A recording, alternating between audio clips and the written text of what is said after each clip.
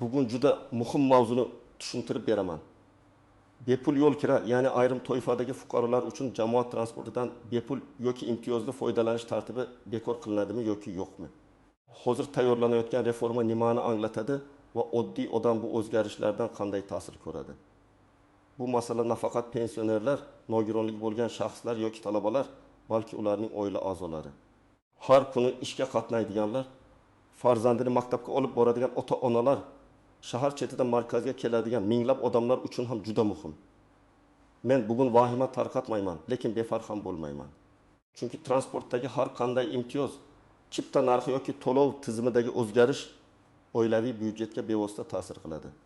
Shuning uchun videoni oxirigacha ko'ring. Hozirning o'zida kanalga obuna bo'ling. Videoga like bosing. Chunki bunday tushuntirishlar aynan oddiy odamlar tushunadigan tilda kerak. Avvalo masalaning ildizini tushunib olaylik. Ko'p yillardan beri ayrim fuqarolar jamoat transportida bepul yurish huquqiga ega bo'lib kelgan. Masalan, qonunchilikda belgilangan ayrim toifadagi nogironligi bo'lgan shaxslar, urush qatnashchilari, ayrim faxriylar, yetim bolalar yoki davlat tomonidan ijtimoiy himoyaga muhtoj deb topilgan guruhlar transport xarajatlarida imtiyozga ega bo'lishi mumkin. Ba'zi joylarda bu imtiyoz bevosita bepul yurish shaklida bo'lgan. Ba'zi joylarda esa kompensatsiya, chegirma yoki maxsus karta orqali amalga oshirilgan. Oldin tizim ko'proq qog'oz hujjat, guvohnoma va haydovchi yoki konduktorning tan olishiga bog'liq edi. Odam hujjatini ko'rsatadi. Haydovchi uni o'tkazadi yoki ayrim hollarda bahs boshlanadi. Kimning huquqi bor, kimniki yo'q, qaysi hujjat haqiqiy, qaysi yo'nalishda amal qiladi, shahar ichidami yoki viloyatlararo qatnovdami? Mana shu savollar doim muammo tug'dirgan.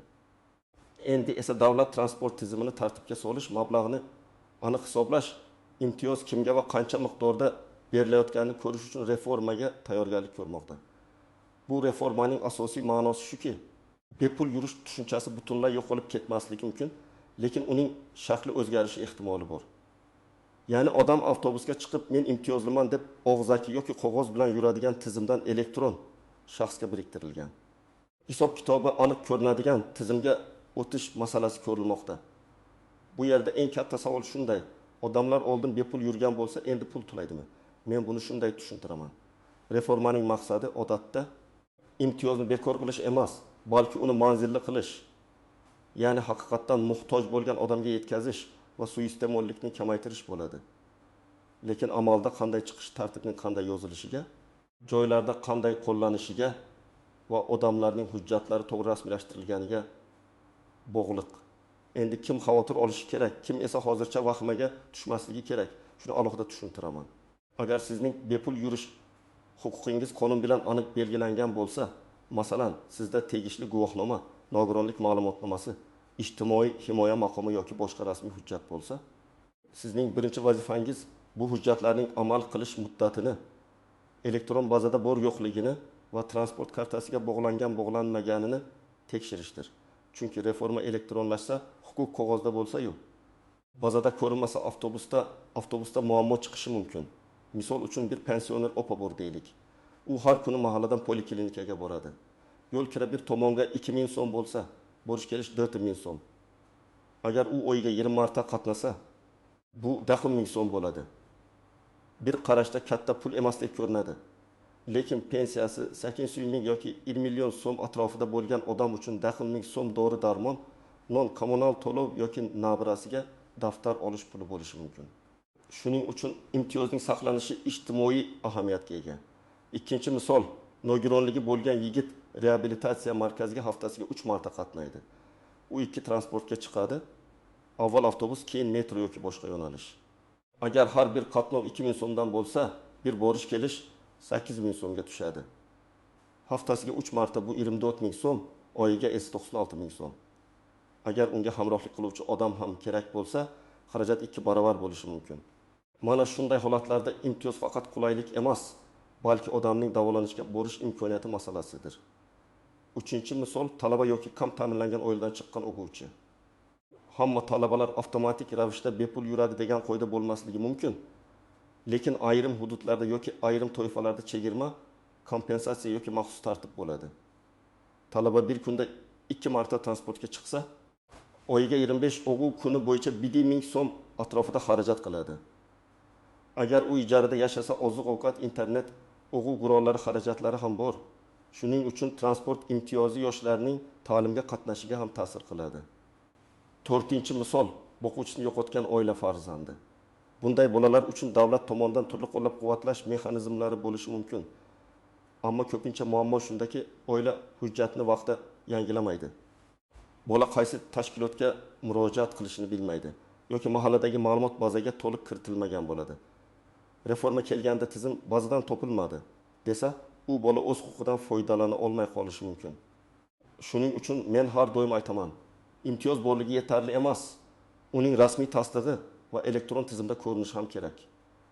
Nima o'zgaryapti degan savolga oddiy javob shuki, davlat transport xarajatlarini ko'r-ko'rona emas, aniq raqamlar bilan boshqarishga o'tmoqchi. Avval haydovchi bir kunda nechta imtiyozli yo'lovchi chiqqani aniq ko'rsata olmasligi mumkin edi. Natija transport korxonasi biz juda ko'p bepul yo'lovchi tashidik deydi. Davlat esa qancha kompensatsiya to'lash kerakligini aniq bilmaydi. Yoki aksincha haqiqatda imtiyozli odamlar ko'p yuradi, lekin ularning xarajati to'liq qoplanmaydi. Transport korxonasi zarar ko'radi. Avtobuslar eskiradi. Qatnov sifati pasayadi. Elektron tizimda esa har bir imtiyozli yurish karta orqali qayd etiladi. Masalan, fuqaro avtobusga chiqadi, kartani validorga tekkizadi, tizim uning imtiyozli maqomini ko'radi va to'lovni yo fuqarodan olmaydi, yo davlat kompensatsiyasi sifatida transport korxonasiga yozadi. Nazariy jihatdan bu adolatliroq. Fuqaro haydovchi bilan tortishmaydi. Haydovchi ham bu haqiqiymi yoki yo'qmi deb tekshirib o'tirmaydi. Davlat esa aniq statistika oladi. Lekin amalda bir nechta xavf bor. Birinchi xavf baza yangilanmagan bo'lishi. Odamning guvohnomasi bor, lekin elektron tizimda ko'rinmaydi. Ikkinchi xavf kartani yo'qotish yoki bloklanib qolish. Uchinchi xavf chekka hududlarda validerda ishlamasligi yoki internet bo'lmasligi. To'rtinchi xavf odamlar yangi tartib haqida vaqtida xabardor qilinmasa, ular avtobusga chiqqanda noqulay vaziyatga tushib qoladi. Shuning uchun reforma faqat qog'ozda chiroyli bo'lishi yetmaydi. Joylarda tushuntirish, texnik tayyorgarlik va muammoli holatlarni hal qiladigan tezkor mexanizm bo'lishi kerak. Yana bir muhim jihat. Bepul yurish huquqi har doim ham barcha transport turlariga bir xil tatbiq etilmaydi. Masalan, shahar avtobusi, metro, tramvay, yo'nalishli taksi, shaharlararo avtobus, temir yo'l, xususiy tashuvchi yoki davlat tashuvchisi tartibi farq qilishi mumkin. Odamlar ko'pincha menda imtiyoz bor, demak hamma joyda bepul yuraman deb o'ylaydi.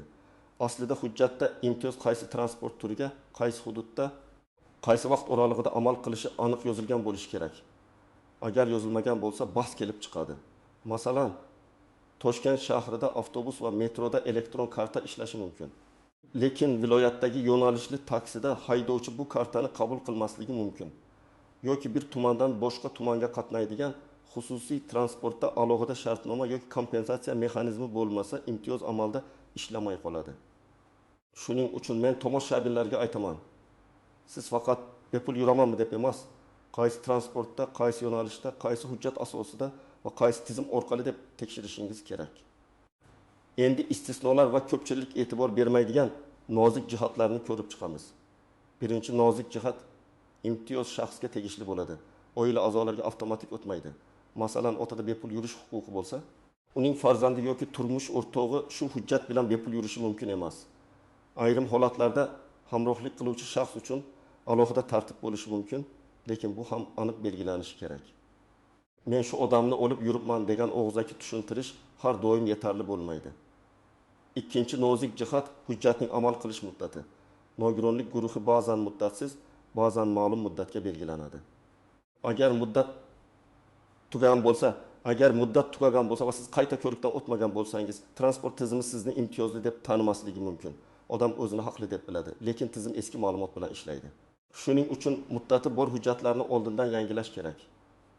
Uchinchi nozik jihat ro'yxatdan o'tgan joy va yashash joyi farqi. Masalan, odam viloyatda ro'yxatda turadi, lekin Toshkentda davolanadi yoki o'qiydi. Imtiyoz respublika bo'yicha amal qiladimi yoki faqat ro'yxatdagi hududda ishlaydimi? Buni aniqlash zarur. Agar tizim hududiy bazalar bilan ishlasa, bir hududdagi ma'lumot boshqa hududda darhol ko'rinmasligi mumkin. 4-nozik jihat kompensatsiya shakli. Ayrim reformalarda bepul yurish o'rniga pul kompensatsiyasi berilishi mumkin. Masalan, davlat sizga oyga ma'lum miqdorda transport puli beramiz. lekin avtobusga chiqqanda umumiy tartibda to'laysiz deyishi mumkin.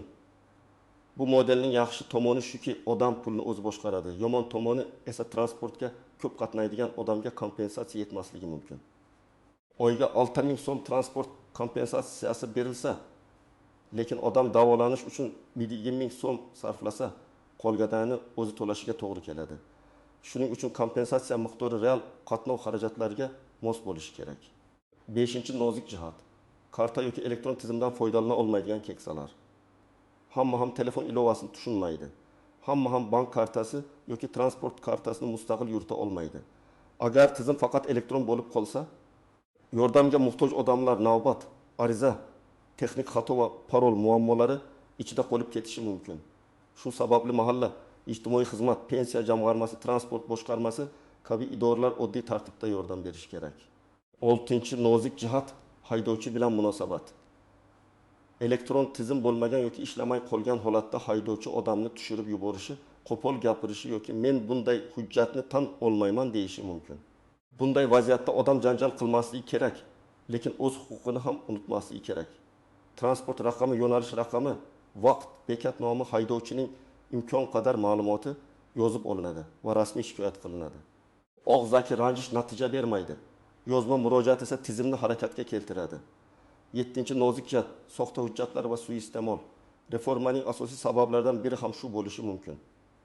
Agar kimdir boshqa odamning guvohnomasi bilan yursa, eski hujjatdan foydalansa yoki imtiyozni noto'g'ri ishlatsa, davlat buni to'xtatishga harakat qiladi. Buning oqibatida halol fuqarolarga ham tekshiruv kuchayadi. Shuning uchun hujjatni boshqalarga bermang, kartani boshqa odam ishlatishiga yo'l qo'ymang. Elektron tizimda bunday holatlar aniqlansa, karta bloklanishi yoki imtiyoz vaqtincha to'xtatilishi mumkin.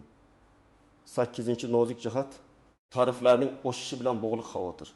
Ko'pincha reforma deganda odamlar darhol demak narx oshadi deb o'ylaydi. Transport tizimida xarajatlar oshsa, tarif masalasi ko'tarilishi mumkin. Yo'qilg'i ehtiyot qismlar, haydovchi maoshi, avtobuslarni yangilash, yo'nalishlarni ko'paytirish hammasi pul talab qiladi. Lekin tarif oshishi va imtiyozni bekor qilish bir xil narsa emas. Tarif oshsa ham imtiyozli toifalar uchun alohida himoya mexanizmi saqlanishi mumkin. Muhimi, hujjatda bu aniq yozilishi kerak. Endi eng muhim qism, oddiy fuqaro nima qilishi kerak? Men buni bosqichma-bosqich aytaman. Birinchi qadam, o'zingizning imtiyoz maqomingizni aniqlang. Siz bepul yoki imtiyozli yurish huquqiga egamisiz?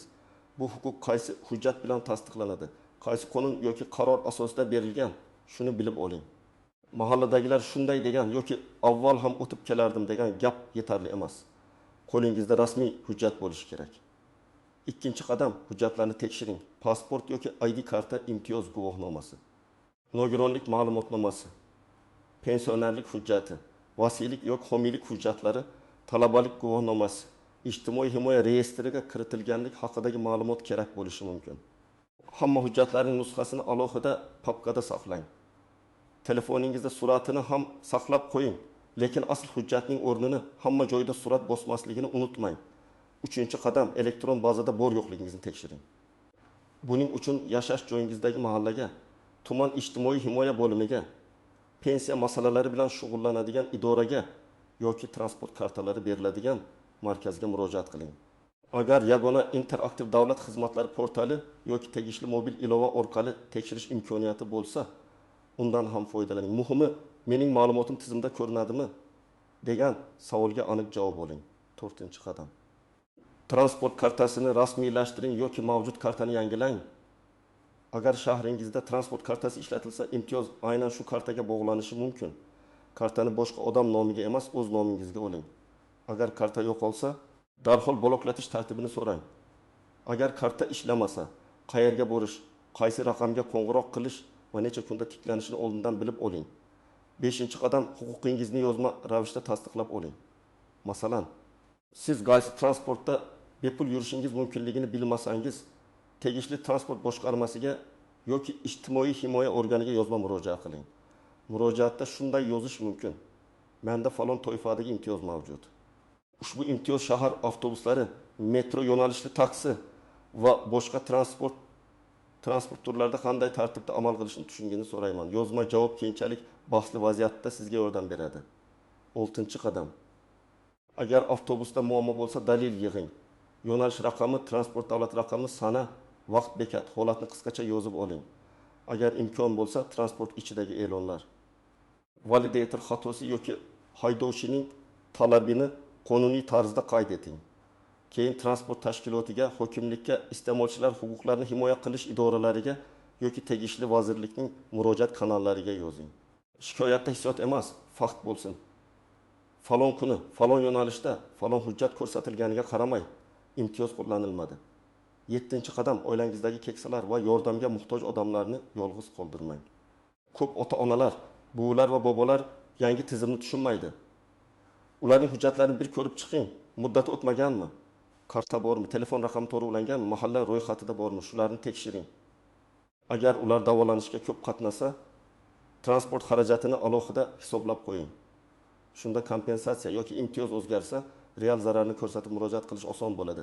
8-qadam, yangiliklarni faqat mish-mishdan emas, rasmiy manbalardan kuzating. Telegramdagi bir jumla, qo'shnining gapi yoki haydovchining taxmini asosida xulosa chiqarmang. Rasmiy qaror, vazirlik bayonoti. Hokimlik ma'lumoti yoki transport tashkilotining e'loniga qarang. Agar hujjat loyihasi muhokama qo'yilgan bo'lsa, fikr bildirish mumkin. Aynan shu paytda odamlar jim turmasligi kerak. Chunki reforma qabul qilingandan keyin bizga noqulay bo'ldi deyishdan ko'ra, muhokama vaqtida real taklif berish foydaliroq. 9-qadam, o'z xarajatingizni hisoblang. Bir oyda nechta qatnov qilasiz, qaysi transportga chiqasiz? Bir kunda qancha sarflaysiz? Shuni yozib boring. Masalan, siz haftasiga 5 kun ishga borasiz, har kuni 2 ta transportga chiqasiz, umumiy borish kelish 8000 so'm bo'ladi. Oyga 22 ish kuni bo'lsa, bu 6000 so'm. Agar oilada 2 kishi shunday qatnasa, 3200 so'm. Agar bitta farzand ham o'qishga qatnasa, umumiy transport xarajati 500 million so'mga yaqinlashishi mumkin. Mana shu raqamlar bilan odam reformaning o'z oilasiga ta'sirini aniq ko'radi. 10-qadam, huquqingiz buzilsa, darhol rasmiy murojaat qiling. Ko'pchilik baribir foydasi yo'q deb jim yuradi. Lekin tizimdagi muammolar ko'pincha murojaatlar soni ko'payganda ko'rinadi. Agar yuzlab odam bir xil muammoni yozsa, masalan, kartalar ishlamayotgani, bazada imtiyoz ko'rinmayotgani yoki haydovchilar hujjatni tan olmayotgani haqida murojaat qilsa, mas'ullar buni e'tiborsiz qoldira olmaydi. Murojaat madaniyatli, aniq va hujjatlar bilan bo'lishi kerak. Men yana bir narsani alohida ta'kidlayman. Bepul yo'l kira masalasi faqat pul masalasi emas. Bu ijtimoiy adolat, imkoniyat tengligi va odamlarning kundalik hayotga qo'shilishi masalasi. Agar nogironligi bo'lgan shaxs transportga chiqa olmasa, u ishga bora olmaydi. Agar pensioner poliklinikaga borishdan tiyilsa, sog'lig'i yomonlashadi. Agar talaba yo'l xarajati sabab dars qoldirsa, ta'lim sifati pasayadi. Demak, transport imtiyozi jamiyatning eng oddiy, lekin eng zarur mexanizmlaridan biridir. Shu bilan birga davlat tomonidan ham tushunish kerak. Transport bepul ishlamaydi. Avtobusni sotib olish, ta'mirlash, yo'qilg'i qo'yish, haydovchiga oylik berish, bekatlarni saqlash, elektron tizimni yuritish hammasi mablag' talab qiladi. Agar imtiyozlar aniq hisoblanmasa, transport korxonalari zarar ko'radi. Zarar esa oxir-oqibat xizmat sifatiga ta'sir qiladi. Avtobus kam keladi, eski bo'ladi, kechikadi, odamlar tiqilib yuradi. Shuning uchun reformaning to'g'ri yo'li shuki, imtiyoz haqiqatdan muhtoj odamga saqlanadi, transport korxonasiga esa uning puli aniq va o'z vaqtida qo'pollanadi. Eng yaxshi model, mening fikrimcha, shaffof va manzilli modeldir. Ya'ni fuqaro o'z huquqini oddiy yo'l bilan tasdiqlaydi. Karta yoki elektron tizim orqali bemalol yuradi. Davlat har bir imtiyozli qatnovni ko'radi. Transport tashkiloti esa aniq kompensatsiya oladi. Bunda odam haydovchiga yalinmaydi. Haydovchi odamni tekshirib qiynamaydi. Davlat esa kimga qancha yordam berayotganini biladi. Lekin bu model ishlashi uchun tizimda xatolar kam bo'lishi, odamlar oldindan xabardor qilinishi va muammolar tez hal etilishi shart.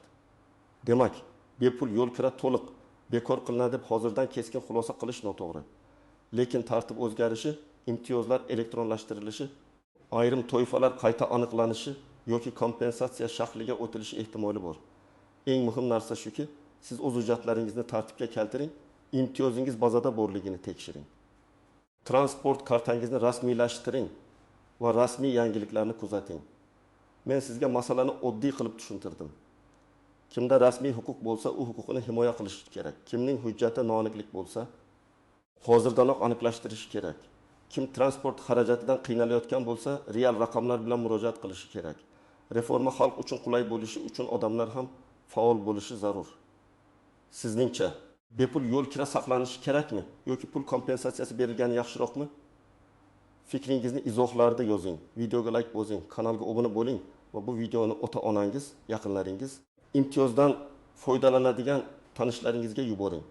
Chunki bu ma'lumot bugun ko'pchilikka kerak bo'lishi mumkin.